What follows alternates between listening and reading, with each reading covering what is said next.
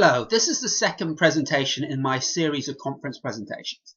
This presentation takes us back to the Australasian Transport Research Forum in 2015, which was held in Sydney.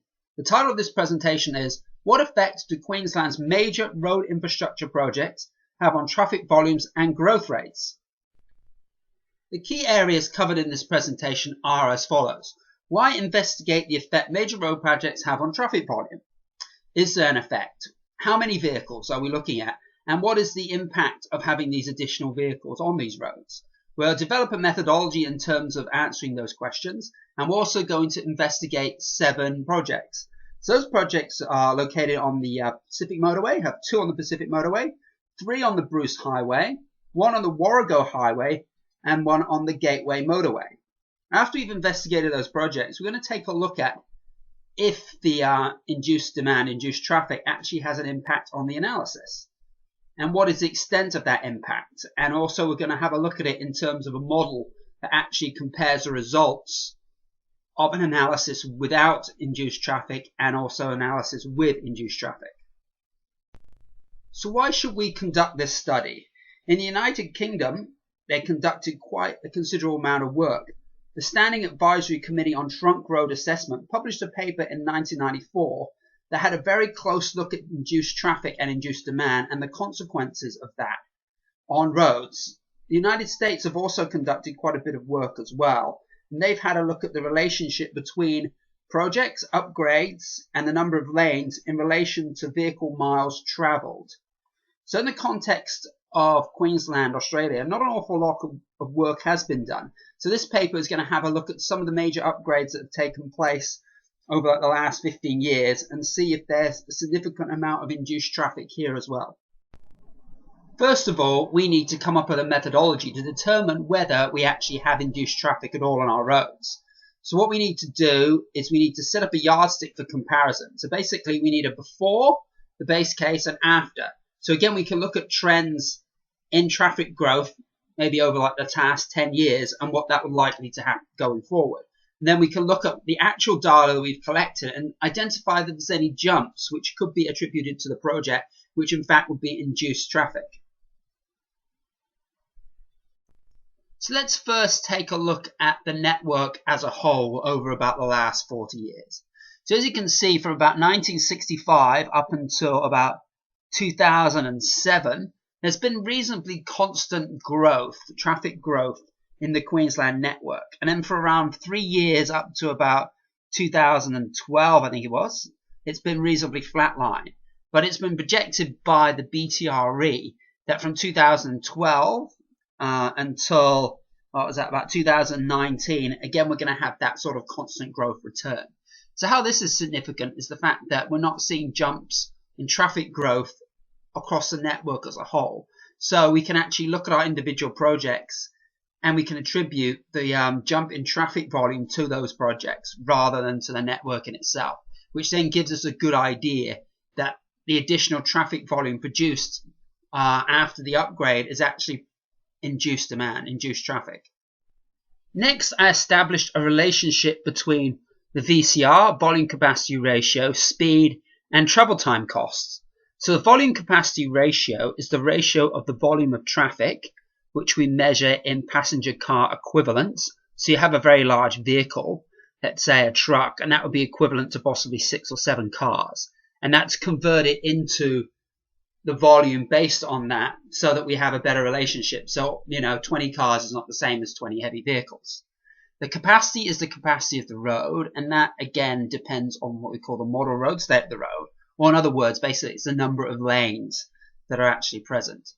The operating speed has a direct relationship to this volume capacity ratio. So as we see from the graph, that a volume capacity ratio below 0.14 doesn't have an awful lot of impact on speed. Once it rises above 0.4 and goes up to 1, speed drops from about 100 kilometers per hour to about 70 kilometers per hour. Then once it reaches over 1 and reaches over 1 and climbs to 1.25, the operating speed will drop down to the queuing speed. So in this case, we've assumed 10 kilometers per hour to be the queuing speed. So now what we're going to look at is the travel time cost. So travel time cost is basically, it looks at the cost of travel in dollars. So the lower the speed, the higher the costs. So basically, the slower your vehicle travels, the more time it takes for you to reach your destination. So that time is then multiplied by a unit value. That is normally a constant unit value for time. So I think for cars, you'd be looking at about $20 per hour. So as you can see, after the volume capacity ratio reaches 1 and goes up to 1.25, there's actually quite a massive growth in your travel time costs. So your travel time costs basically has a very large impact on your analysis. So if your road, in the base case for example, doesn't get to a volume capacity of 1, so generally it wouldn't be considered that congested and your travel time costs aren't going to be that significant. In the case of induced demand, you'd probably have a base case where your volume capacity ratio is quite high.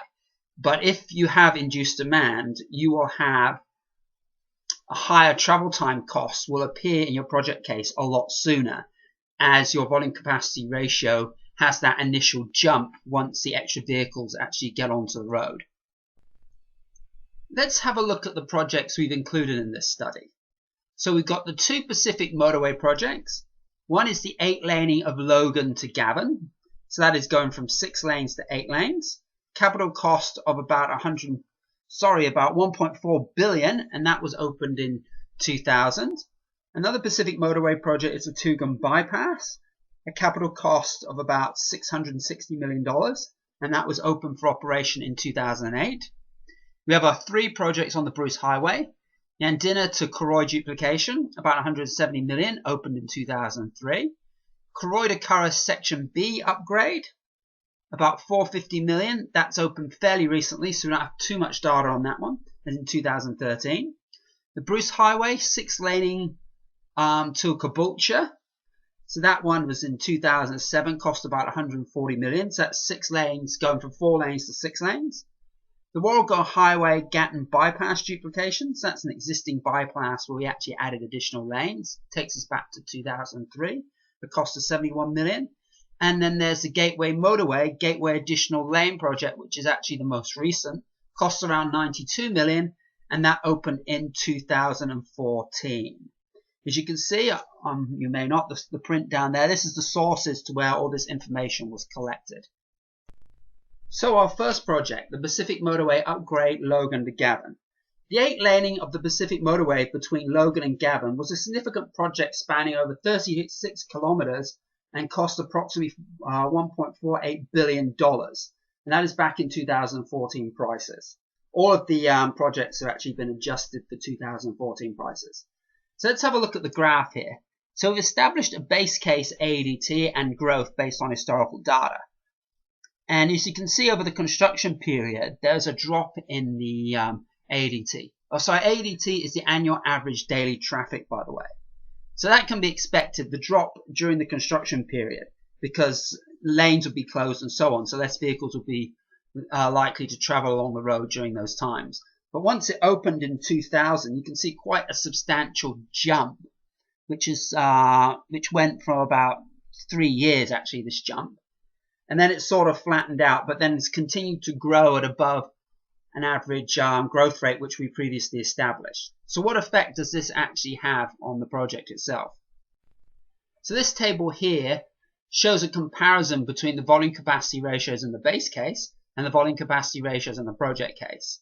So we've got 3 initial years for the base case, which we've got no comparison with the project case. Generally doesn't seem excessively congested.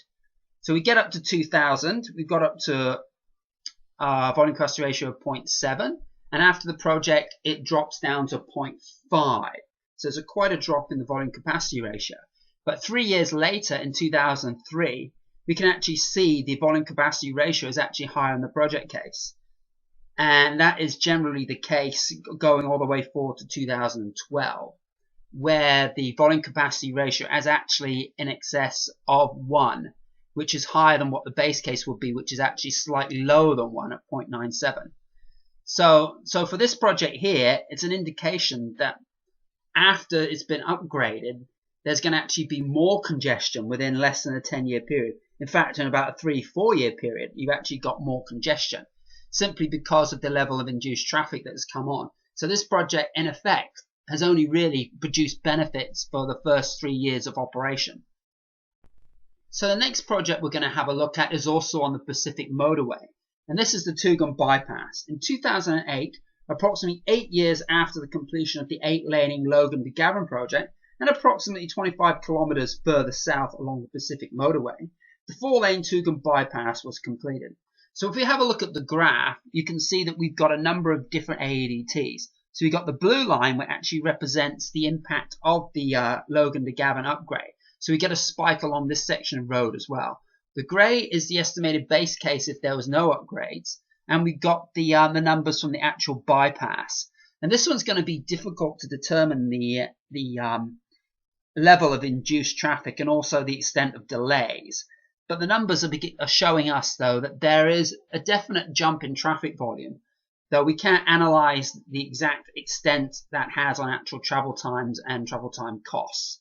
And besides, there's a number of intersections that will be avoided by the construction of the Twogan Bypass. So whether this upgrade, whether the induced traffic actually has an effect on the effectiveness of the upgrade is a little uncertain. Now we're going to take a look at our projects on the Bruce Highway.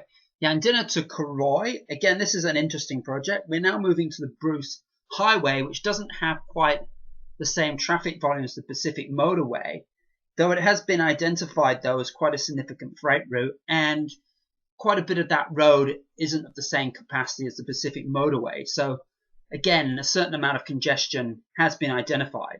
So in 2003, this section of the Bruce Highway was upgraded from 2 lanes to 4 lanes. And the intention was to relieve congestion and also improve safety as well. So as we can see from the traffic volumes, during construction, there was actually a drop in the traffic volume, quite a significant drop. We're looking at around from about 18,000 down to 16,000 vehicles.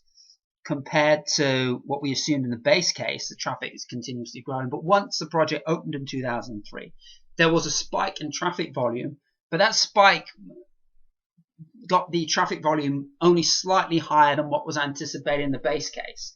So the extent of induced traffic for this project seems to be reasonably low. And also have to bear in mind that we're going from 2 lanes to 4 lanes, so there's more than 100% increase in capacity. So let's have a look at the volume capacity ratios. So we've got the volume capacity ratio in 1999 and 2001. As you can see, the ratios are quite high. So prior to the project, we already got a volume capacity ratio of about 1.07.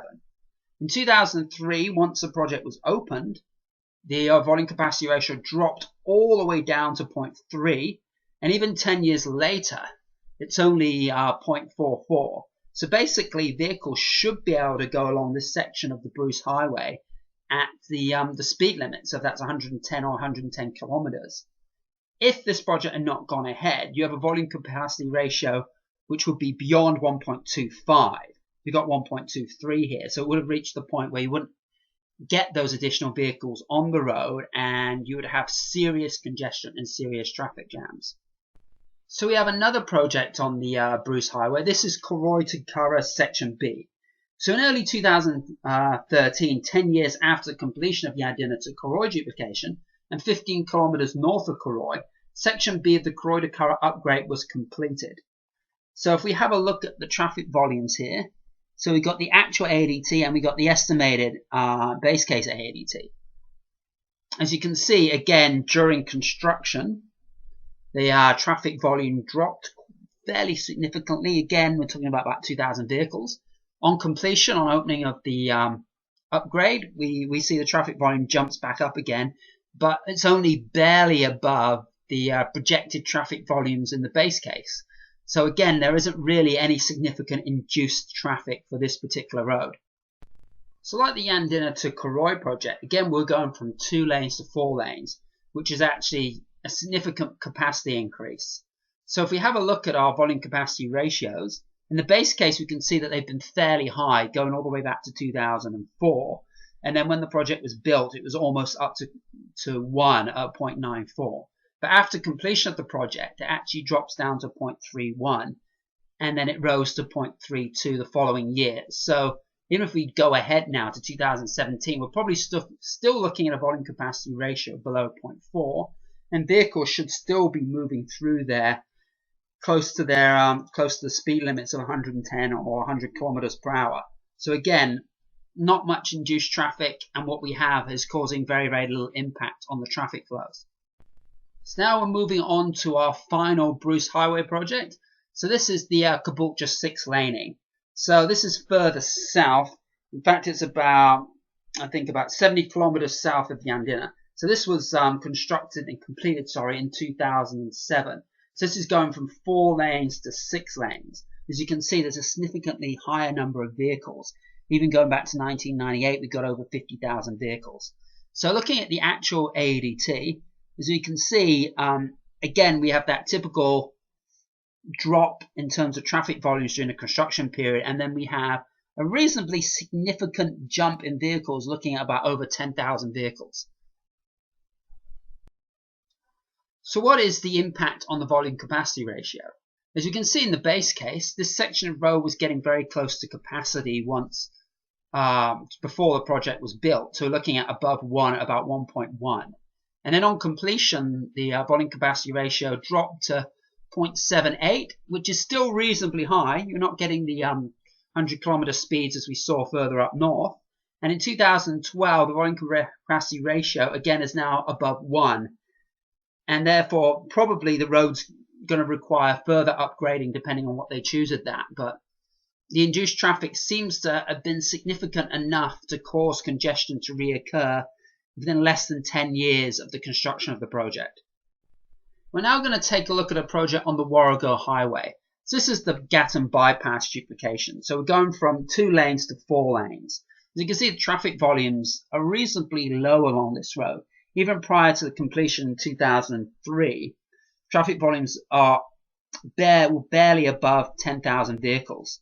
So again, we see that typical drop in traffic volumes during construction. And then we see it looks like a reasonably significant jump in vehicles of over 2,000 vehicles.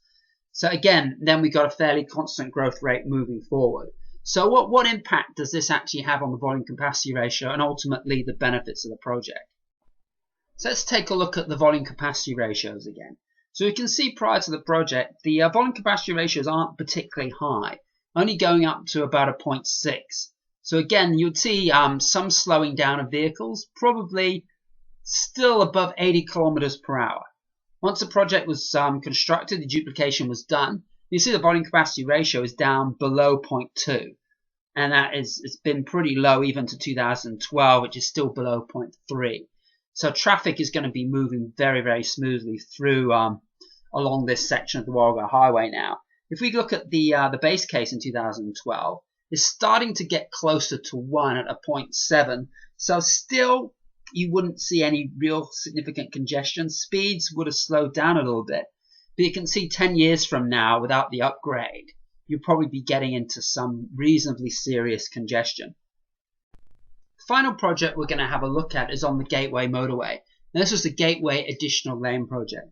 So this project was looked at a little differently than the other projects. We don't have the volume capacity ratio. We couldn't calculate it because we didn't have our daily traffic volumes. So this information has actually been taken out of the Transport and Main Roads post-implementation review.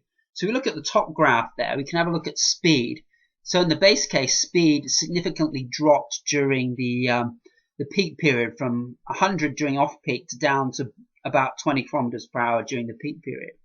1 year later, we can see that the speed is actually fairly close to 100 throughout the off and the peak period.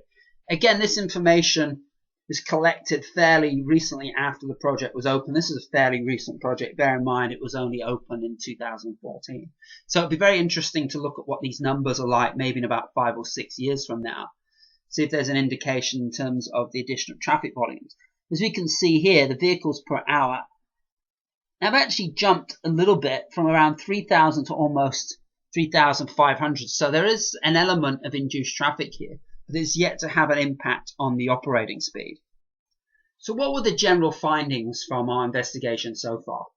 Possibly the most noticeable one was the drop in traffic volume during the construction period, indicating that construction was actually putting road users off using the road. So again, we're probably talking about potentially some delays there. We don't have the numbers on what those delays were during construction, but it was enough to get road users to either engage in alternative activities or maybe travel at a different time potentially. Also though, once the project was open, the traffic volumes jumped back up to pre-construction levels and actually beyond that. So we basically, for every project, there was a certain amount of induced traffic, some more than others. Like the Pacific Motorway projects had more induced traffic than the Bruce Highway projects up north or the Warrego Highway project up north. And also, there was different significance of the impact as well. Again, that's looking at in terms of what was the increase in capacity in respect to the increase in the traffic volumes. And also another thing that was interesting as well, once we had that initial jump in traffic volume, that initial increase, in that traffic growth returned to more or less the same levels that they were pre-construction. So it looked like there was a more of a spike within the first few years, and then traffic then went back to its previous behavior and previous growth rates. So let's now have a look at a comparison between the increase in volume and the increase in capacity. So what was the percentage increase in volume because of the upgrade, and what was the capacity increase that the upgrade was providing? So the Pacific Motorway, we had a 38% jump in volume, but the capacity from just going from 6 to 8 lanes was only 33%. Whereas for the Twogan Bypass, again we saw a very high increase in volume of 33%, but the capacity increase was actually 100%. So you got a very significant increase in capacity compared to volume. So again, you're probably looking at a longer term solution with the Twogan Bypass by actually doubling your existing capacity. If we have a look at the Bruce Highway projects, both Yandina to Koroy duplication and Koroy to Curra section B experienced over a 200% increase in capacity.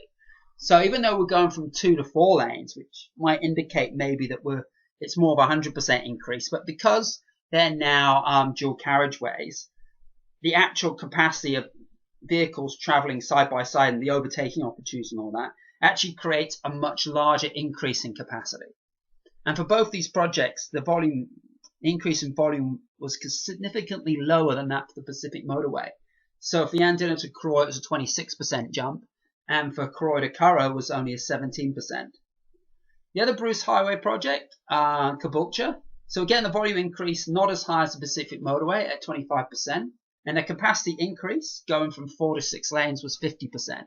So the capacity increase is still quite significantly higher than the volume, but with the growth rates and all, the volume is going to again reach up to that increase in capacity reasonably soon, and we're almost experiencing that now if you look at the volume capacity ratio. The Warrego Highway Gatton Bypass duplication, like the Bruce Highway upgrades, again going from 2 to 4 lanes.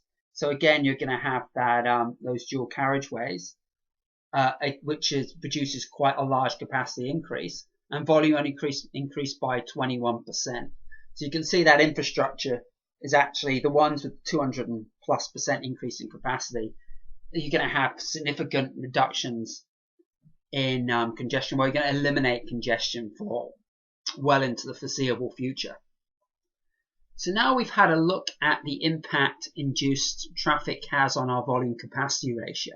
So how does that translate into our benefit streams, and how does that impact our cost benefit analysis? So we've got a hypothetical example here which is somewhat similar to Pacific Motorway.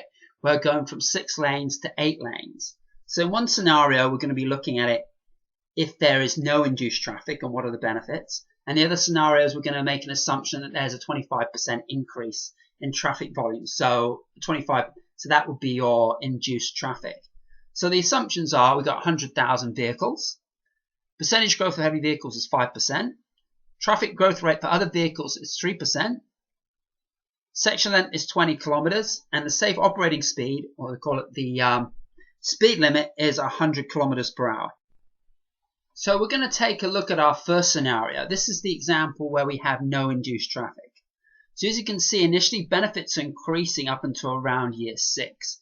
Then after that, benefits start to gradually decrease. And that's because probably around year 6, your volume capacity ratio in your base case has reached 1.25. Therefore, it's at queuing speed, and we assume that no additional vehicles can actually get on the road. So your speed from there onwards is going to be constant. So your costs in the base case are no longer increasing. Whereas your project case, I would assume the volume capacity ratio is greater than 0.4. So therefore, your speeds are starting to reduce in your project case. And this is initially the drop in benefits is not particularly significant for about the next 10 years. And then it must reach the volume capacity ratio, I'm guessing here around year 15. And from there onwards, your benefits start to drop significantly until around year 22, 23. So at that point, both your base case and your project case are congested. You've got negative benefits from there onwards because your congestion is of more vehicles in your project case, because there are more vehicles on the road and more congestion there than you would have in the base case, even though they're moving at the same speed. So what are the total benefits for this project? They're actually fairly significant. So we've got benefits of about 3.5 billion. So generally, most project costs are going to be significantly less than 3.5 billion. So even we've got a project, I think it's 1.4 billion on the Pacific Motorway. So again, you give you a reasonably good benefit cost ratio using this assumption. So what happens if we include induced traffic? So again, very similar to the scenario without induced traffic, you can see that about year 6, you have your highest benefits. Again, that's because of the base case, reaching capacity, reaching your queuing speed. So therefore, no additional vehicles again on the base case. So your costs then more or less remain constant for the remaining period. The fact you have no additional vehicles. Your project case, again, looks like it's reaching capacity very, very quickly. So the benefits are dropping quite rapidly. And by the time you get to about year 12, both the base case and the project case are congested. And the congestion carries on all the way out for the rest of the analysis. So basically, your project's only producing benefits for the first 10 years. Compared to without induced traffic, where you have benefits for about the first 20 years. So the impact on benefits is quite significant. We've gone down from $3.5 billion in benefits down to $0.9 billion. So if your benefits, again, this is travel time. You may have some other additional benefits, possibly in regards to safety and vehicle operating costs and so on. But for a 20-kilometer stretch, benefits may not be greater than your costs. So again, this has got quite an implication for your cost-benefit analysis. So previously, over $3 billion worth of benefits is probably going to give you a benefit cost ratio that's going to be reasonably high, and a project you can argue is almost definitely economically viable. But with significant less benefits by including induced traffic, you have a BCR that's going to be significantly lower and in fact may not be above 1. So where do we go from here? So this paper doesn't cover off solutions to this problem of induced traffic. So that would be work for another paper. But potentially there are ways around it. There are demand management, there's flexible working hours, there's increase in public transport, and so on. So you don't always have to go to a build solution that will induce traffic that effectively wipes out the benefits within a reasonably short time. There are other approaches potentially where you can reduce your traffic volumes on the road anyway. You can even have something simple like having limits on how high your buildings in the city are, so you're not generating that demand of moving into the city. So there are a number of solutions around it, but they're not necessarily building, which basically you build more roads, you're encouraging more vehicles. So the problem really never goes away for any length of time. So what conclusions can we draw from this paper? So basically, if you look at the Pacific Motorway project, some of the major projects, they tend to attract more vehicles than what the additional capacity can provide.